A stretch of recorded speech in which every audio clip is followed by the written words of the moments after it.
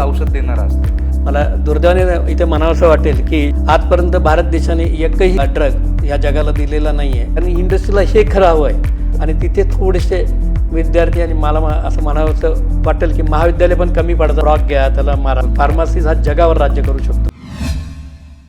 नमस्कार, मी प्रसन्न आणि मनमौजी जुगाडच्या या नवीन एपिसोडमध्ये आपलं स्वागत आहे. आज आपल्यासोबत आहेत प्राचार्य डॉक्टर सुनील अमृतकर सर. ते MS Gosavi college of pharmaceutical and education and रिसर्चचे प्रिन्सिपल आहेत आणि आज आपण त्यांच्यासोबत चर्चा करणार आहोत. फार्मसी म्हणजे फार्मसीचं महत्त्व काय आहे आपल्या एज्युकेशन सिस्टीममध्ये, तसंच भारतामध्ये आणि परदेशामध्ये फार्मसीची एज्युकेशन सिस्टीम कशी चालते, भविष्यात त्याच्या संधी काय आहे, आपण याबद्दल आज चर्चा करणार आहोत. सर तर नमस्कार. फार्मसिस्ट जो असतो तर मग आपण असं युजली असं म्हटलं जातं की फार्मासिस्ट म्हणजे फक्त औषध देणारा असतो, तर मग त्याच्याबद्दल तुमचं काय म्हणणं आहे? अतिशय सुंदर आणि असं महत्त्वाचा प्रश्न आपण विचारलेला आहे.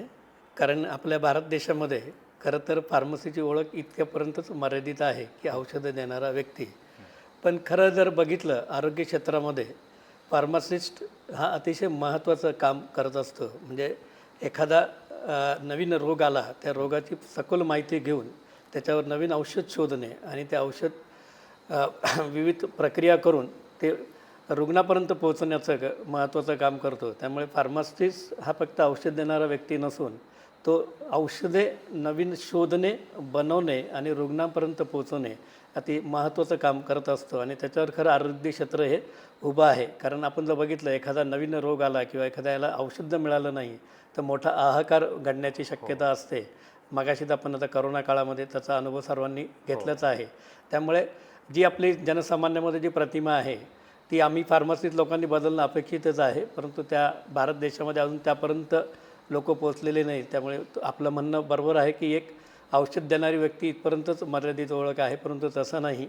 खूप मोठं क्षेत्र म्हणजे खूप मोठं क्षितिज ह्या फार्मास्युटिकल इंडस्ट्री किंवा फार्मसी क्षेत्रामध्ये आहे. आपण ओघाने सर्व एक एक करून ते बघणारच आहोत. तर मला एवढंच सांगायचं आहे की जगामध्ये फार्मसी हे अतिशय महत्त्वाचं आरोग्याच्या दृष्टीने असं क्षेत्र आहे. बरोबर. आपण म्हणजे pharmacy is the backbone of health care असं म्हटलं जातं. म्हणजे मग त्याबद्दल तुमचं काय मत आहे एक्झॅक्टली? हां, अतिशय महत्त्वाचा आणि योग्य असा प्रश्न आहे की फार्मसीला आरोग्याचं बॅकबोन का म्हटलं जातं. आपण आरोग्य क्षेत्रामध्ये जर बघितलं आज आपल्या भारत देशामध्ये प्रामुख्याने जी ओळख आहे ती डॉक्टर्स. ते बरोबरच आहे की डॉक्टरांचा सखोल अभ्यास असतो, प्रचंड मेहनत करून ते अभ्यास करून करत असतात. परंतु एखादा रुग्णाला जेव्हा त्याच्या डिसीज किंवा डिसऑर्डरबद्दल कळतं, पण त्याची जी पेशंट ती रुग्णाला बरं होण्यासाठी जी औषधं तयार करायला लागतात ती फार्मसीवालाच करू शकतो.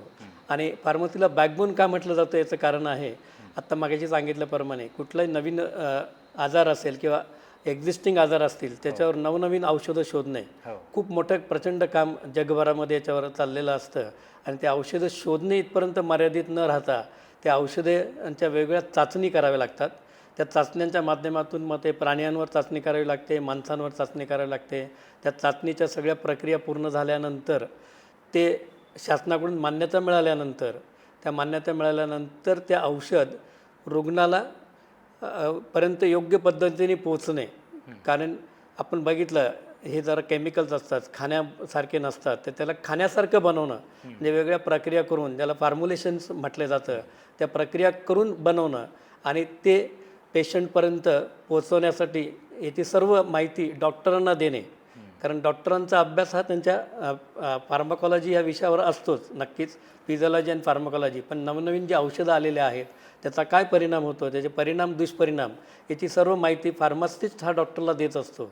आणि त्या माहितीनुसार मग डॉक्टर योग्य पद्धतीने ते मेडिसिन रुग्णांना देत असतात. त्यामुळे ही मोठी साखळी अशी फार्मसी क्षेत्रामध्ये आहे. आणि एवढ्यावरच फार्मसी क्षेत्र थांबत नाही.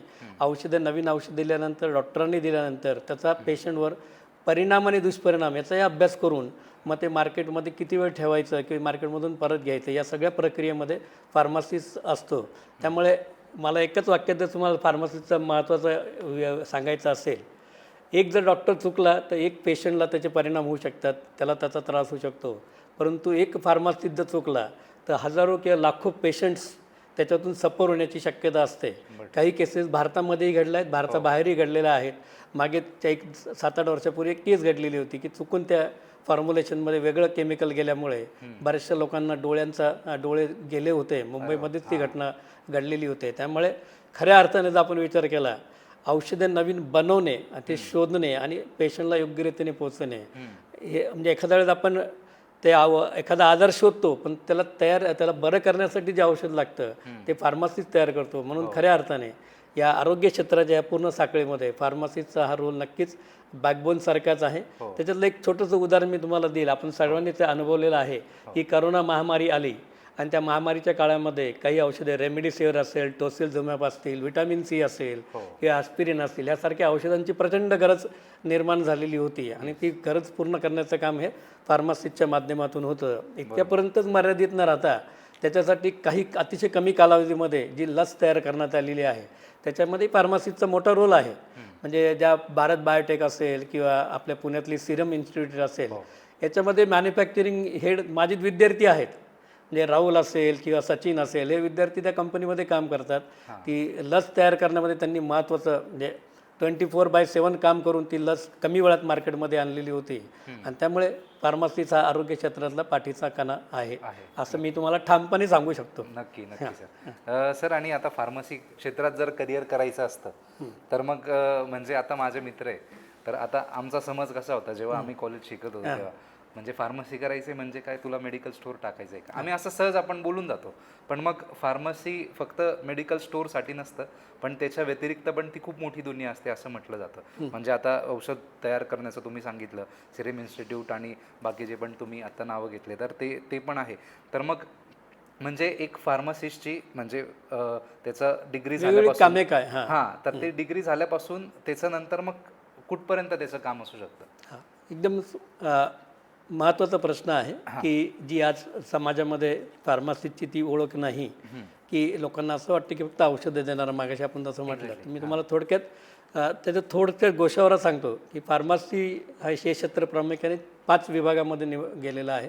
त्याच्यामध्ये आमच्या तांत्रिक भाषेत सांगायचं तर pharmacognosy, pharmacology, pharmaceutical chemistry, pharmaceutics आणि आता रेग्युलेटरी अफेअर्स किंवा मार्केटिंग, असे 5-6 क्षेत्रामध्ये हे फार्मसी क्षेत्र विभागलं गेलेलं आहे.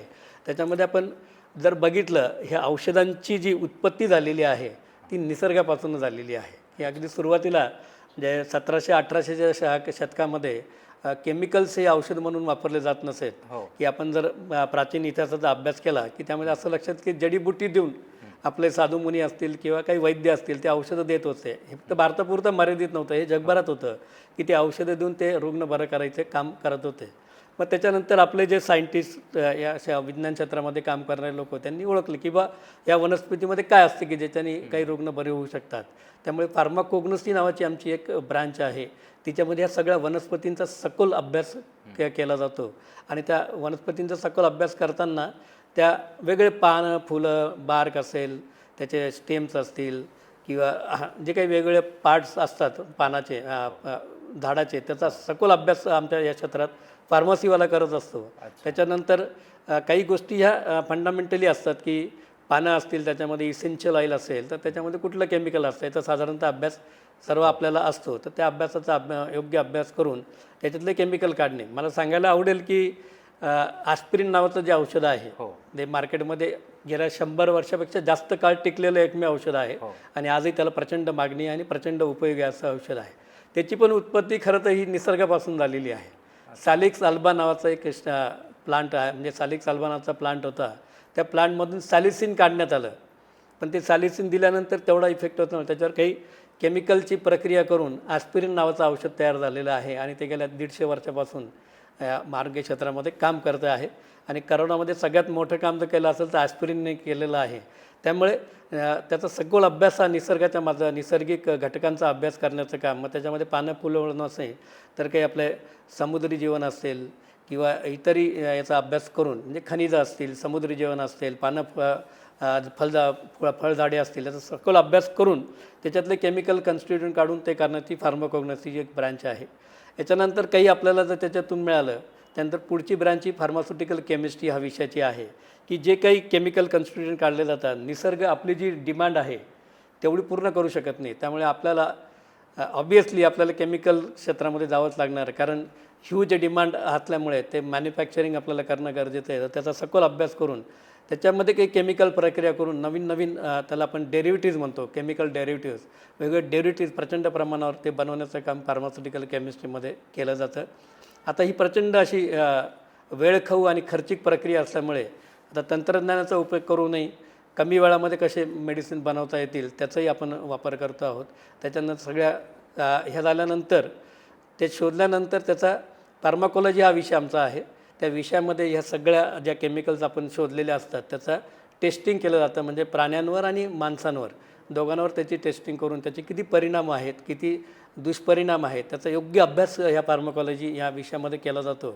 आणि त्याच्या सगळ्याच प्रक्रियेतून जर ते पास झालं की शासनाची एकदा मान्यता मिळाली की हे औषध प्राणी मात्रावर वापर करण्यासाठी योग्य असं आहे, त्यानंतर खरं ते आपण डायरेक्ट केमिकल असं खाऊ शकत नाही, तर त्याच्यावर प्रक्रिया करायची, म्हणजे ते फार्मास्युटिक्स हा विषय आमचा आहे. त्याच्यामध्ये सगळ्यात जास्त विद्यार्थ्यांचा ओढा असतो, कारण त्याच्यात इतर विषयांपेक्षा थोडेसे चॅलेंजेस कमी आहेत असं वाटतं, परंतु तसं नाही आहे. कारण एखादं औषध पॅलेटेबल म्हणजे किंवा खाण्यायोग्य करण्यासाठी ज्या काही प्रक्रिया कराव्या लागतात, ज्याच्यामध्ये वेगवेगळे पॉलिमर्स असतात, वेगवेगळे एक्सिपियंट्स असतात. म्हणजे एखादं खूप कडू औषध असेल त्याला आपल्याला साखरेची गोडी द्यावी लागते, पण नुसतं साखर टाकून चालत नाही, त्याची वेगवेगळी प्रक्रिया करून ते योग्य फॉर्म्युलेशनच्या माध्यमातून, जसं आपल्या सर्वांना जनसामान्यांना प्रचलित आहे की टॅबलेट आहे, कॅप्सूल आहे, सिरप आहे, सस्पेन्शन आहे किंवा इंजेक्शन आहेत. सगळ्याच औषधांचं इंजेक्शन बनवता येत नाही, ते सगळ्याच औषधांचं सिरप बनवता येत नाही. तर त्याचा तो सगळा अभ्यास करून त्या अनुषंगाने आणि कोणाला द्यायचं आहे, कुठल्या रुग्णाला ते द्यायचं आहे, त्यानुसार ते योग्य असं औषध बनवण्याचं काम फार्मास्युटिक्सच्या क्षेत्रामध्ये केलं जातं. आणि या सगळ्या प्रक्रियानंतर शासन मान्यता यासाठी रेग्युलेटरी अफेअर्स शासनाकडून मान्यता घेऊन आणि नंतर हे सगळं प्रक्रिया पूर्ण झाल्यानंतर रुग्णापर्यंत डायरेक्ट फार्मसिस्ट औषध देऊ शकत नाही. आपल्या भारतामध्ये तशी परिस्थिती नाही की मी डायरेक्ट कोणालाही औषध देऊ शकेल, तसं कायद्याने बंधनं आहेत, त्यामुळे ते डॉक्टरच्या माध्यमातूनच दिलं जातं. तर ही सगळी प्रक्रिया, हे सगळे नवीन औषधांचं सगळं हे डॉक्टरांना माहिती देण्याचं काम हे आमच्या फार्मास्युटिकल मार्केटिंग क्षेत्राच्या माध्यमातून केलं जातं, ज्याला आपण कॉमनली भाषामध्ये MR म्हणतात, मार्केटिंग रिप्रेझेंटेटिव्ह म्हटलं जातं. फक्त जाणं आणि औषधाबद्दल त्याला सखोल माहिती डॉक्टरांना द्यावी लागते. आणि एखाद्या डॉक्टरला कन्व्हिन्स करणं ते एक मोठं चॅलेंजिंग जॉब असतो की ऑलरेडी असलेल्या एक्झिस्टिंग औषधामधून नवीन औषध त्याला देण्यासाठी प्रवृत्त करणे, त्यामुळे त्याला डॉक्टरांना पटवून देणे किंवा त्या माहिती त्याचे फायदे तोटे सांगणे. आणि हे सगळं झाल्यानंतर जेव्हा डॉक्टर रुग्णांना औषधं देतो तिथपर्यंत थांबत नाही, ते औषध मार्केटमध्ये आल्यानंतर त्याचा वेगवेगळ्या पेशंट्सला काय परिणाम झाला आणि काय दुष्परिणाम झाला याच्यासाठी पण फार्माको विजिलन्स नावाची आमची ब्रांच आहे, किंवा त्याचा सखोल अभ्यास केला जातो. आणि मग ते त्या काही ज्या पॅरामीटर्समध्ये ते जर मान्य झालं तर ते औषध मार्केटमध्ये कंटिन्यू राहतं, नाही तर परत घेतलं जातं. आता मागेच काही वर्षापूर्वी सेलेकॉक्झिब नावाचं औषध अतिशय प्रचंड जोरात मार्केटमध्ये आलं, परंतु ते रुग्णांवर हार्ट्सवर परिणाम दिसायला लागल्यानंतर ते मार्केटमधून विड्रॉ म्हणजे बाहेर घेण्यात आलं. तर ह्या सगळ्या प्रक्रियेमध्ये फार्मासिस्ट हा महत्त्वाचा रोल निभावत असतो. त्यामुळे तुम्हाला फक्त औषधं देणे किंवा एवढ्यापुरतं मारत नाही, अतिशय मोठं काम आणि खूप मोठ्या संधी विद्यार्थ्यांना ह्या क्षेत्रामध्ये आहेत. बरोबर. आणि आता तुम्ही सांगितलं संधी आहे वेगवेगळ्या क्षेत्रामध्ये, तसंच तुम्ही आता 5 असे पॉईंट सांगितले, म्हणजे जे डिपार्टमेंट सांगितले फार्मसीचे. तर मग आता हे B.Pharm आणि D.Pharmमध्ये मग आपल्या जे देशामध्ये जे कोर्सेस आहे, तर मग त्याचा आणि परदेशात लोक शिकायला जातात फार्मसी, मग त्याचा काय, म्हणजे त्याच्यात काही फरक असतो? संदर्भात मला सांगायचं वाटेल की भारत देश हा जगाची फार्मसी म्हणून ओळखला जातो. सगळ्यात मोठ्या प्रमाणावर भारतामध्ये औषधं बनवली जातात, जेनरिक असेल किंवा इतरही औषधं बनवली असतील. आणि 65% औषधं भारत हा जगाला पुरवत असतो. जगाची नीड आहे त्याच्यातले 65% औषधं हे भारत बनवतो. पण याच्यामध्ये आपण काय करतो आहे, आपण फक्त फॉर्म्युलेशन्स बनवत आहोत. नवीन ड्रग किंवा नवीन औषध बनवण्यामध्ये भारत तसं पुढे गेलेला नाही. मला दुर्दैवाने इथे म्हणावंसं वाटेल की आजपर्यंत भारत देशाने एकही ड्रग या जगाला दिलेला नाही आहे. काही आता 1-2 ड्रग येण्याची शक्यता आहे आता लेटेस्ट काळामध्ये, परंतु त्याच्या अगोदर एकही ड्रग दिलेला नाही आहे. याचं सगळं जे बेसिक त्याला आपण बेसिक ड्रग म्हणतो किंवा API ॲक्टिव्ह फार्मास्युटिकल इंडस्ट्री, किंवा त्याच्या माध्यमात त्याचं काम जनरली हे परदेशामध्ये म्हणजे युरोपियन आणि अमेरिकन देशामध्ये मोठ्या प्रमाणावर झालेलं आहे. त्यामुळे ऑब्वियसली जे विद्यार्थ्यांना रिसर्चमध्ये खूप जास्त इंटरेस्ट आहे त्यांचा ओढा तिकडे असतो. परंतु आता आपण अमेरिका किंवा युरोपियन कंट्रीजचा विचार करता तिथे खूप मोठं योगदान शासनाच्या माध्यमातूनही दिलं जातं आणि खूप मोठा जास्त खर्च हा फंडामेंटल रिसर्च किंवा बेसिक रिसर्च जो म्हटला जातो त्याच्यावर केला जातो. त्यामुळे नवनवीन औषधं किंवा असलेल्या औषधांमध्ये वेगवेगळे मॉडिफिकेशन याचं मोठं काम इतर देशांमध्ये चालतं आणि त्यामुळे फार्मसीच्या विद्यार्थ्यांचा ओढा हा इतर देशांकडे आहे. म्हणजे जनरली मेरिटोरियस जे विद्यार्थी आपण म्हणतो, ब्रेन ड्रेन नावाचा जो प्रकार आपल्या भारतामध्ये आहे त्याच्यामध्ये फार्मसीचे जे चांगले विद्यार्थी आहेत, चांगला त्यांना रिसर्चमध्ये उत्साह आहे, इंटरेस्ट आहे, ते लोक विद्यार्थी तिकडे जाण्याचं कारण एक आहे. आणि दुसरं महत्त्वाचं कारण म्हणजे आता अमेरिका ही देश आहे, याचा ओढा आपल्या भारत देशात टेक्निकल किंवा तांत्रिक बाजूकडे जास्त आहे. त्यांचा आता क्लिनिकल रिसर्चकडे जास्त ओढा आहे. जवळपास 16% जास्त त्यांचा अभ्यासक्रम हा क्लिनिकल रिसर्चमध्ये आहे आणि हॉस्पिटल फार्मासिस्ट म्हणून तिकडे मान्यता मिळालेली आहे, जी आपल्या देशामध्ये आजपर्यंत फार्मसीला तेवढी मिळालेली नाही आणि त्यामुळे विद्यार्थ्यांचा ओढा तिकडे जास्त असतो. कारण जर अमेरिकन फार्मास्युटिकल इंडस्ट्री किंवा फार्मसी क्षेत्राचा विचार करता आपल्याला दिसून येईल की तिथे डॉक्टर फक्त डायग्नोज करतो, त्याला मेडिसिन देण्याचं काम हे फार्मसीच्या माध्यमातून होतं. त्यामुळे फार्मसिस्टला एक फार मोठं स्टेटस म्हणता येईल असं त्या अमेरिकन याच्यामध्ये आहे आणि त्या स्टेटसच्या याच्याने आणि आर्थिकदृष्ट्याही चांगल्या पद्धतीचं सॅलरी त्या बाजूला मिळते. त्यामुळे विद्यार्थ्यांचा ओढा हा त्या बाजूला जास्त आहे. म्हणजे एक बेसिक रिसर्च असेल, आर्थिक बाजू असेल आणि क्लिनिकलच्या बाजूनेही फार्मसिस्टला चांगला मान सन्मान तिकडे असल्यामुळे विद्यार्थ्यांचा ओढा तिकडे जास्त आहे. हां, बरोबर. पण मग आता मध्यमवर्गीयांना जर जायचं असेल, म्हणजे एखादा मध्यमवर्गीय तर तो म्हणतोय की आता मला परदेशात जायचं शिकायला, पण मग परिस्थितीमुळे जाता येत नाही, मग ते स्कॉलरशिप असतात का तिकडे जाण्यासाठी काही असं? म्हणजे एक 10-15 वर्षापूर्वी अमेरिकन गव्हर्नमेंट किंवा युरोपियन आपल्याला फार्मसीवाल्याला स्कॉलरशिप मिळत होतात. पण आता माझे शेकडोनी विद्यार्थी अमेरिका आणि युरोप कंट्रीमध्ये शिकत आहेत आणि काही तिकडे स्थायिक झालेले आहेत. कारण गेल्या 30 वर्षापासून मी ह्या क्षेत्रामध्ये काम करत असल्यामुळे बरेचसे विद्यार्थ्यांचे नावं घेऊन मी तुम्हाला सांगू शकेल. परंतु होतं काय, आता त्या बऱ्याचशा ह्या खाजगी विद्यापीठं आहेत अमेरिकेमध्ये. अतिशय थोड्या प्रमाणावर शासकीय आहेत, तिथे स्कॉलरशिप देण्याची शक्यता असते, पण ते अतिशय 1-2% मुलांना स्कॉलरशिप मिळते. बाकी 95% मुलांना स्कॉलरशिप युरोपियन आणि अमेरिकन विद्यापीठं सध्या देत नाही आहेत आणि त्यामुळे प्रचंड असं खर्चिक असं काम आहे. आता गेल्या 3 वर्षातच माझ्या महाविद्यालयाचा आढावा घेतला तर 15 मुलं तिकडे शिकण्यासाठी गेलेले आहेत आणि साधारणतः त्यांच्या पॅरेंट्सकडून जी मला माहिती मिळालेली आहे तर खर्च साधारण 70 लाख ते 80 लाख रुपये 2 वर्षाच्या प्रोग्रामसाठी विद्यार्थ्यांना येत असतो. पण तरी पालकांची आणि विद्यार्थ्यांची तयारी आहे की तिथे एक नोकरीची चांगली संधी मिळाली की तो 70-80 लाखाचा खर्च काही काळानंतर आपल्याला भरता येऊ शकतो. पण सुरुवातीला हे मोठं खर्चिक काम आहे, तर तोही एक विचार करणं पालकांनी नक्कीच गरजेचं आहे. आणि त्याचबरोबर विद्यार्थ्याची इच्छाशक्ती आणि अभ्यास करण्याची तयारी ह्या 2 महत्त्वाच्या गोष्टी आहेत. कारण तिथे अभ्यासाच्या पर्याय नाही आणि तिथे प्रोजेक्टबरोबर जास्त काम दिलं, मग स्वपुढाकार घेणं हा त्या शिक्षण क्षेत्राचा मोठा वेगळा भाग आहे जो आपल्याकडे शिकवलं जातं. तिथे शिकण्यासाठी प्रवृत्त केलं जातं, हा मोठा विभाग आहे. त्यामुळे ज्यांना शक्य असेल ते विद्यार्थी जातात, पण स्कॉलरशिप तशी फार कमी विद्यार्थ्यांना मिळते. हां हां, बरोबर. पण मग जर भारतामध्ये ते जर क्रांती आणायची असेल तशी, म्हणजे आता जसं आपलं फॉरेन कंट्रीजमध्ये चालू आहे की त्यांना प्रवृत्त केलं जातं, पण मग आपल्या इथे शिकवलं जातं, तर मग आपल्या इथे जर तसं करायचं असेल तर काय केलं पाहिजे? नाही, आपल्या इथे काही करायला ती हरकत नाही. काही विद्यापीठांमध्ये, काही महाविद्यालयांमध्ये ही प्रक्रिया चालू झालेली आहे आणि आता शासन पण विचार करतो NEPच्या माध्यमातून नवनवे उपक्रम आणण्याचा. अजूनही फार्मसी क्षेत्राला NEP लागू झाला नाही, परंतु काही येणाऱ्या काळामध्ये न्यू एज्युकेशन पॉलिसी फार्मसी क्षेत्रालाही लागू होणार आहे.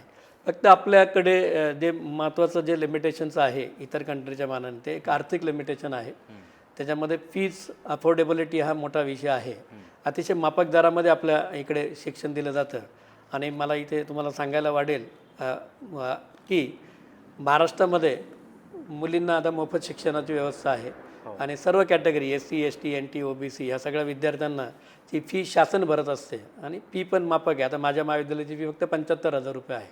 तर तेवढ्या ह्या माफक फीमध्ये आणि शासकीय स्कॉलरशिपमध्ये ते मोठ्या खर्चिक प्रमाणावर मोठे प्रोजेक्ट देणे, त्यासाठी लागणाऱ्या सगळ्या सुखसोयी पुरवणे तितकं इझी नाही. परंतु आता काही खाजगी महाविद्यालयांनी आणि खाजगी विद्यापीठांनी याच्यावर ती प्रक्रिया चालू केली आहे. तर एवढं 10-15 वर्षात असं अपेक्षित आहे की अमेरिकन किंवा युरोपियनसारखंच आपल्या देशामध्येही तो शिक्षण क्षेत्रामध्ये आपण नक्कीच पुढे येऊ. पण त्यासाठी जी महत्त्वाची गोष्ट आहे ती म्हणजे आर्थिक बाजू. तर ती जर सावरली गेली आणि शासनाने जर म्हणजे केंद्र शासन असेल किंवा राज्य शासन असेल यांनी काही फंड जर अलॉकेट केला तर नक्कीच तसे आपल्याकडे पण विद्यार्थीचा कल वाढू शकतो आणि चांगला अभ्यास करून ते आपल्या क्षेत्रामध्ये मोठं योगदान देऊ शकतात. बरोबर बरोबर, अगदी खरं आहे सर.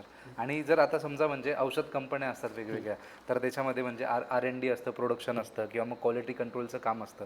तर मग विद्यार्थ्यांनी कॉलेजमध्ये असताना मग कोणती कौशल्य अशी आहेत की ती आत्मसात केली तर तिथे म्हणजे त्यांना नोकरी मिळू शकते? अतिशय महत्त्वाचा प्रश्न तुम्ही विचारलेला आहे. आजची शिक्षण पद्धती आणि शिक्षणाची स्थिती बघता काय झालं, फुकट शिक्षण.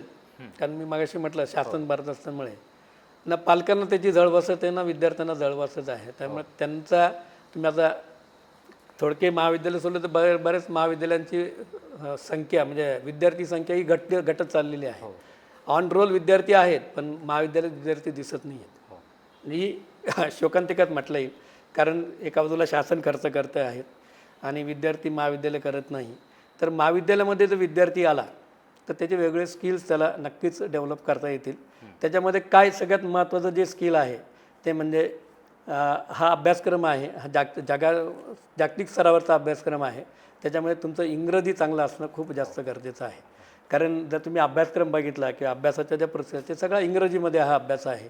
त्यामुळे त्याच्या त्या सगळ्या संकल्पना समजून घेण्यासाठी तुमचं इंग्रजी चांगलं असल्यामुळे सगळ्या विद्यार्थ्यांनी इंग्रजीवर चांगला भर देणं ती सगळ्यात महत्त्वाची स्किल आहे. त्याच्यानंतर नवकल्पनेसाठी असं नेहमी प्रोत्साहित करत राहणं किंवा प्रोत्साहित असणं. की आज बघता विद्यार्थी फक्त साधारण वाचून परीक्षा दिली, पास झालं की संपलं. तर तसं न होता म्हणजे ज्याला आपण काय म्हणतो त्याला घोकमपट्टीची पद्धत आहे तिच्याने ते होणार नाही आहे. कुठलाही त्याचा सखोल अभ्यास करून त्याच्यावर विचार करणे आणि याच्यात आपल्याला काय बदल करता येऊ शकेल, कसा बदल करता येऊ शकेल, त्यासाठी काय अवेलेबिलिटी आहे, नवीन काय शोधता येईल, या सगळ्या म्हणजे जी विचारशक्ती किंवा बौद्धिक कल्पनाशक्ती आहे ती विकसित करणं ह्या महाविद्यालयाच्या त्याच्यात गरजेचं आहे. जर आपण आणि त्याच्यानंतर तुमचं physically you have to be very strong म्हणजे चांगलं असणं गरजेचं आहे. आज जर तुम्ही कंपनीमध्ये काम करत असाल, क्वालिटी कंट्रोल प्रोडक्शन असेल किंवा कुठल्याच्यात 8-8 तास विद्यार्थ्यांना उभं राहावं लागतं.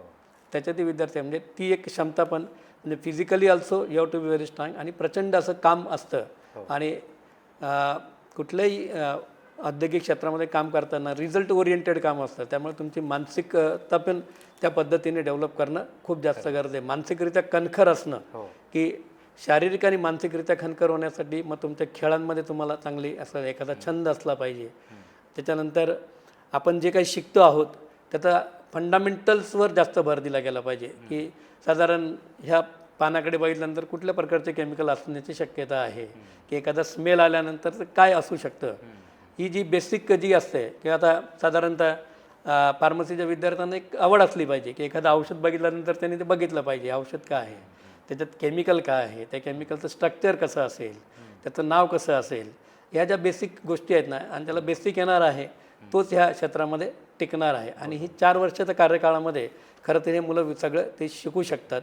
म्हणजे शारीरिक क्षमता वाढवणे, बौद्धिक क्षमता वाढवणे, नवकल्पनांना आत्मसात करणे आणि एक्झिस्टिंग काय चाललेलं आहे मार्केटमध्ये त्याचाही अभ्यास करणं गरजेचं आहे.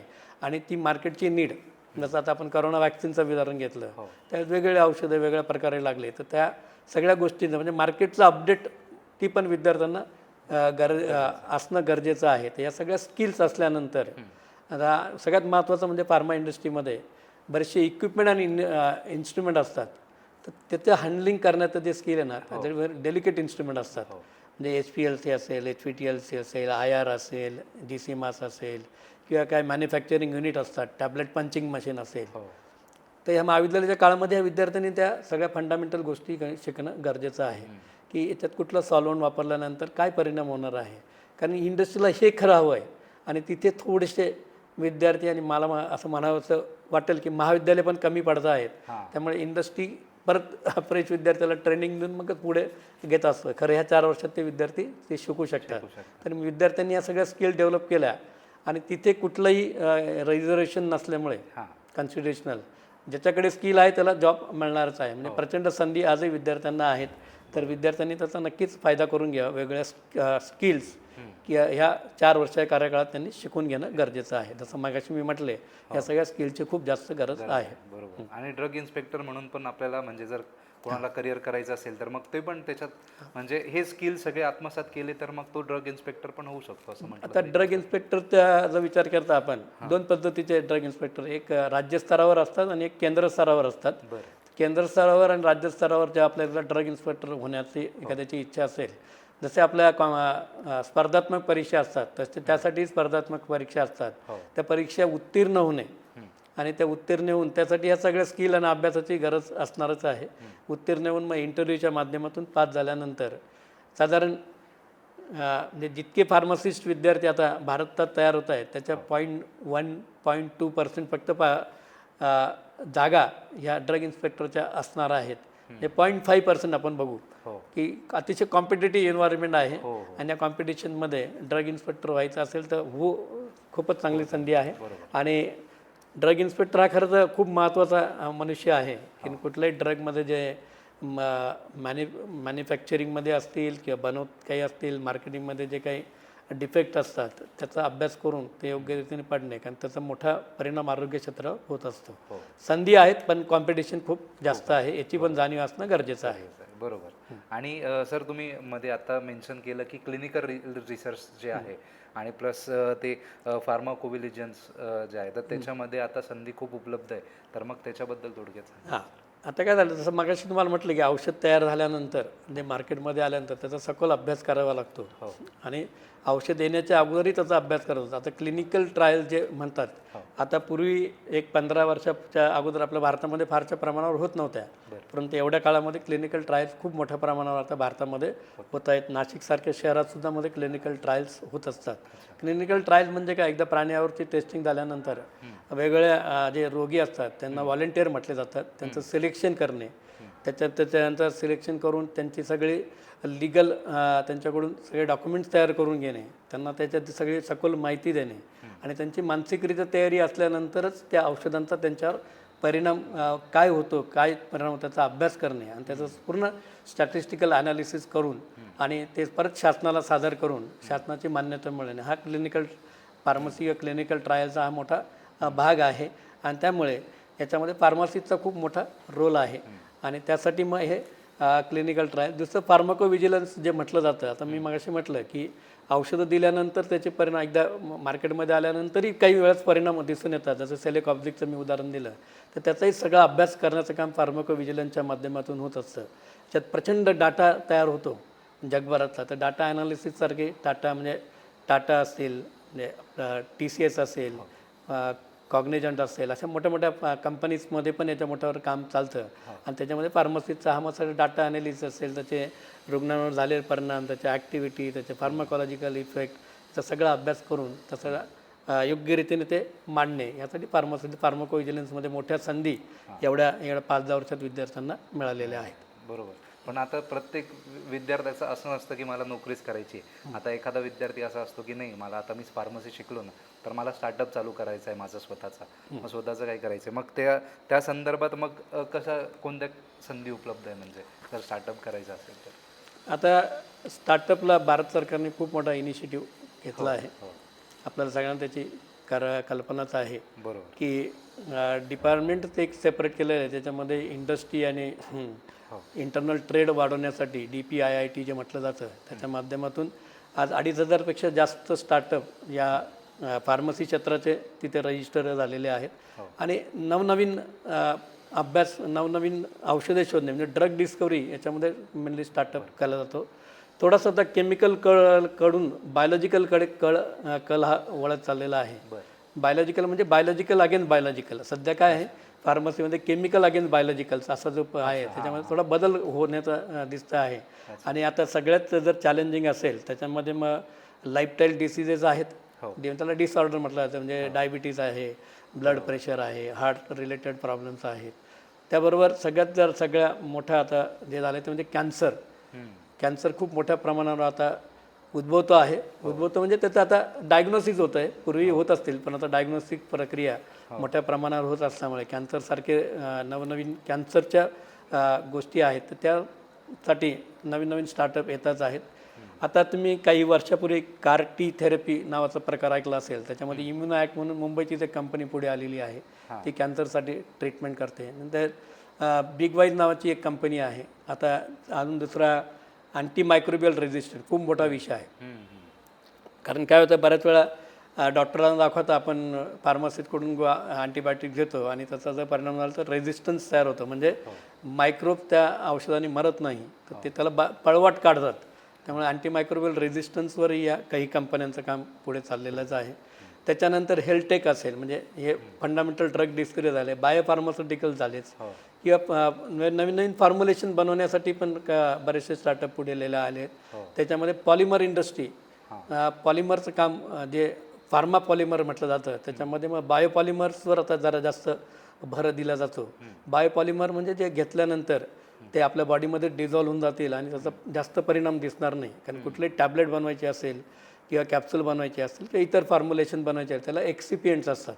आता आपण पूर्वी ऐकलं असेल टॅबलेट घेतली की दर 4 तासांनी टॅबलेट घ्या, 6 तासांनी टॅबलेट घ्या. आता नंतर त्याला आलं की सस्टेन रिलीज टॅबलेट नावाचा प्रकार आला. मग ते एकदा घेतल्यानंतर दुसऱ्या दिवशी घ्या. म्हणजे पेशंटचं डोसिंग कमी करणं याच्यासाठी मग त्यासाठी वेगळे पॉलिमरचे कोटिंग दिले जातात. किंवा त्या एखादं टॅबलेट घेतल्यानंतर पोटामध्ये तिचा परिणाम होत नाही. ती पोटामध्ये तिच्यावर केमिकल भाषेत म्हटलं तर तिथे मेटाबॉलिझम किंवा केमिकल डिग्रेडेशन होण्याची शक्यता असते.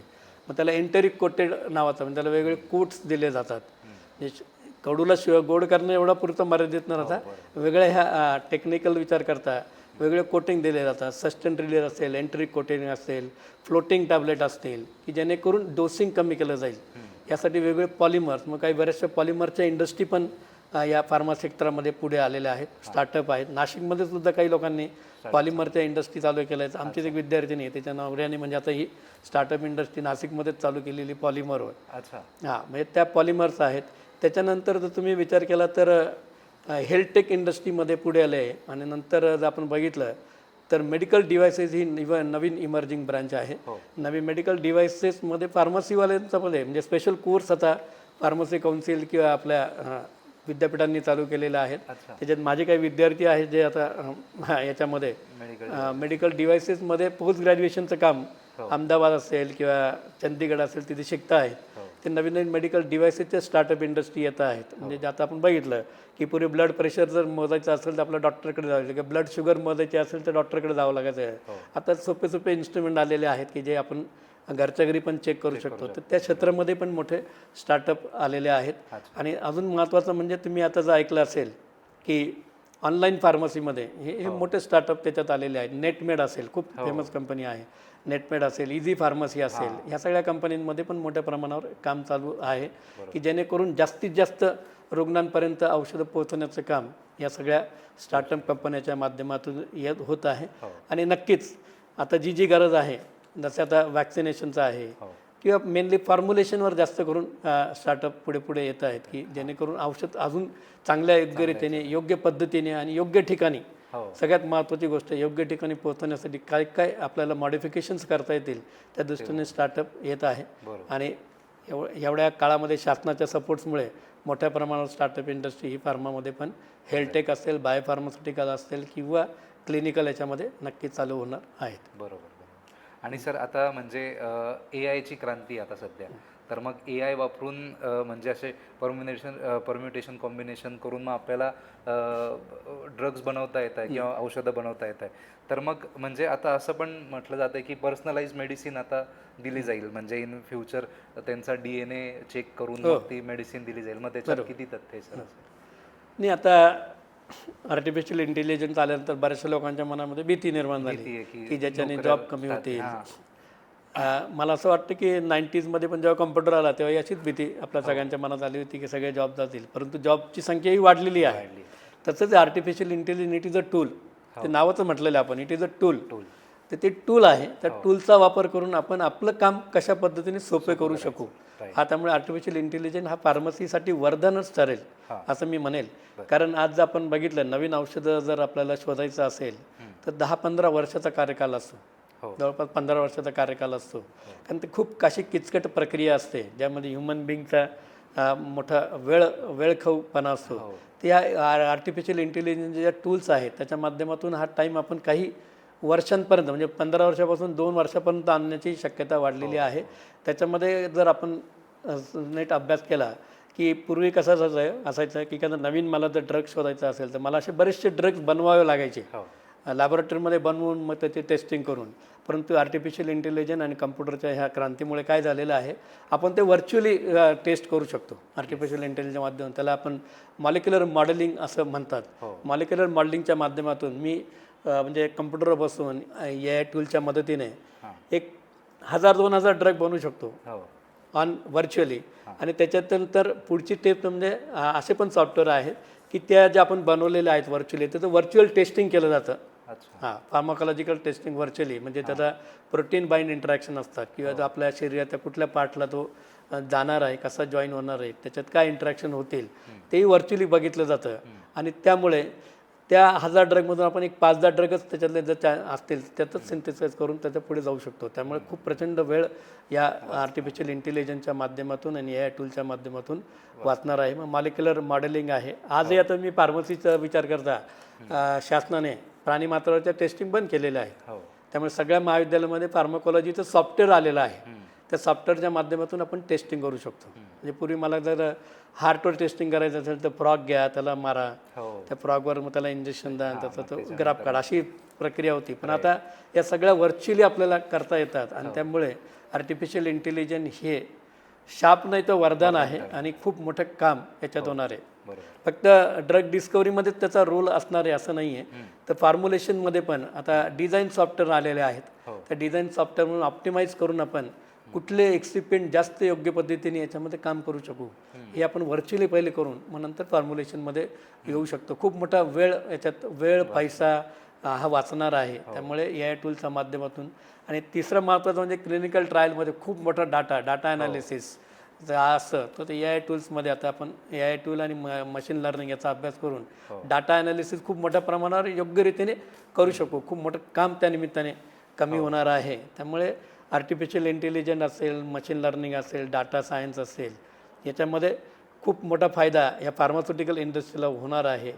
आणि नंतर एक छोटंसं उदाहरण तुम्हाला देतो की आज आमच्याकडे कुठलंही केमिकलचं टेस्टिंग केल्यानंतर काही त्याचे स्पेक्ट्रा काढले जातात म्हणजे IR असेल NMR असेल मास असेल GC तर त्याचं ॲनालिसिस करायला विद्यार्थ्यांना अतिशय अवघड जायचं. शिक्षकांनाही काही वेळेस अडचणीचं व्हायचं. तर आता ह्या AI टूलच्या माध्यमातून काही सेकंदामध्ये त्याचं ते ॲनालिसिस विद्यार्थ्यांना करता येऊ शकतं.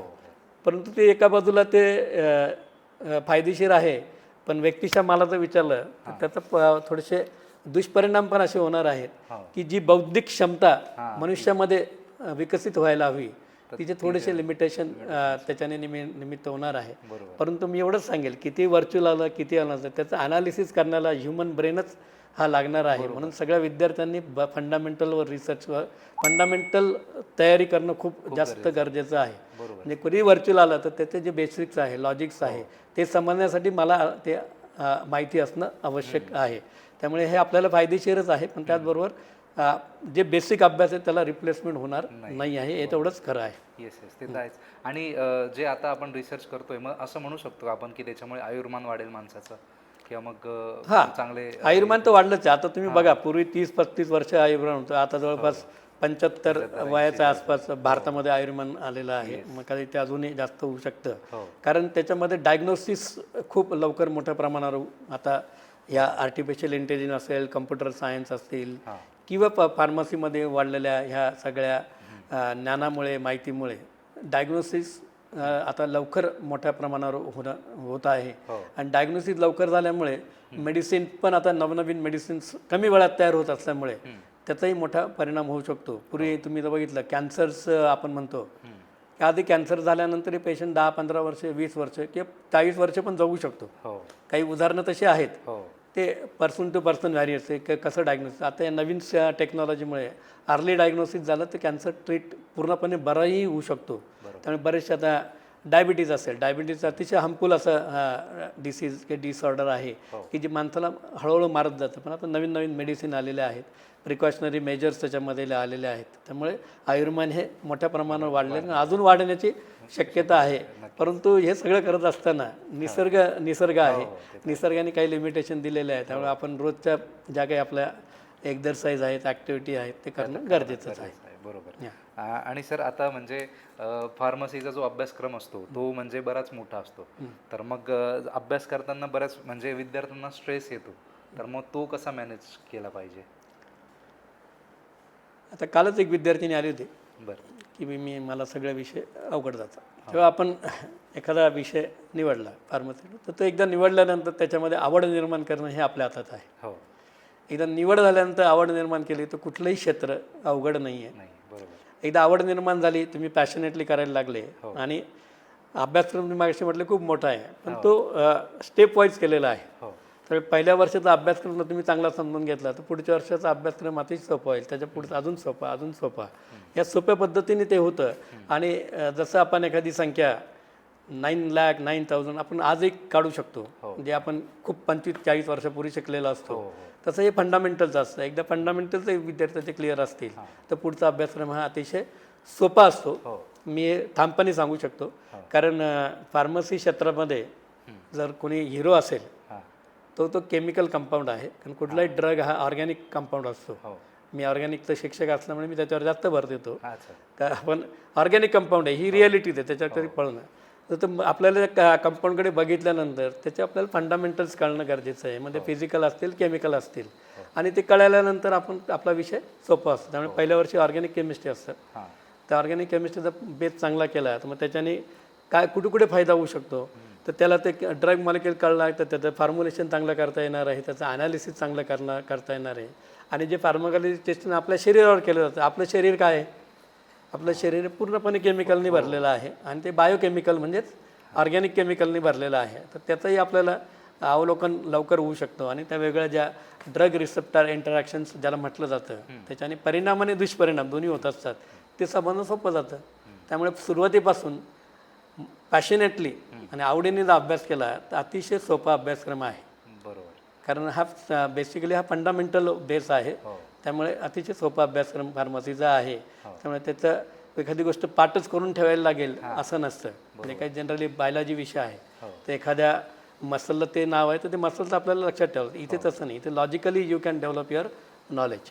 त्यामुळे लॉजिक जास्त महत्त्वाचं आहे. लॉजिक खूप महत्त्वाचं आहे. बरोबर. आणि तुम्ही जर बेस पक्का करून ठेवला तर मग कोणताच विषय असा स्ट्रेसफुल नाही वाटणार तुम्हाला, नाही वाटणार इन फ्युचरमध्ये. बरोबर.